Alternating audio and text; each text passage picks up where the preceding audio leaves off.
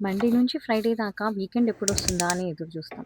Weekend రాగానే అమ్మో! మళ్ళీ వీక్ కోసం అన్నీ ప్రిపేర్ చేసుకోవాలి కదా! అని చెప్పేసి అట్లా ఆ బిజీలో ఉంటాం.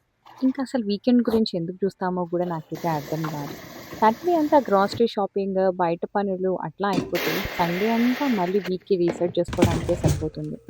వాట్ నాట్ కిచెన్‌లో ఇంకా కూరగాయలు కట్ చేసి పెట్టుకోవడం దగ్గర నుంచి స్టార్ట్ చేస్తే గార్డెనింగ్ పనులని, ఇంకా ఇల్లు క్లీనింగ్ అని చెప్పేసి పిండ్లేసుకోవడం, వీక్‌కి కావాల్సిన ప్రిపరేషన్ అంతా కూడా సండే రోజే అయిపోతుంది. ఒక్క సండే సర్లే అని కొంచెం రిలాక్స్ అయినా కూడా వీక్ అంతా మళ్ళీ ఇబ్బంది పడాల్సిందే. వీక్‌లో జేయడానికి ఎంత ప్లాన్ చేసుకుంటామో, అలాగే వీకెండ్ జేయడానికి కూడా అంతే ఈక్వల్‌గా ప్లాన్ చేస్తాం. అప్పుడు కానీ కొంచెమన్నా లైఫ్‌లో రిలాక్సింగ్ ఉండదు. లేకపోతే ఇంకా అంతే. కాకపోతే వీకెండ్‌లో ఉన్న ఒక్క ఆనందం ఏంటంటే, ఆఫీస్‌కి డ్రైవ్ చేసుకొని వెళ్ళాల్సిన అవసరం లేదు. ఆఫీస్ పని చేయాల్సిన అవసరం లేదు.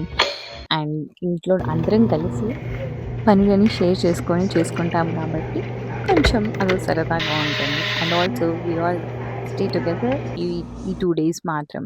So, it's completely family time. That's the biggest happiness of weekend.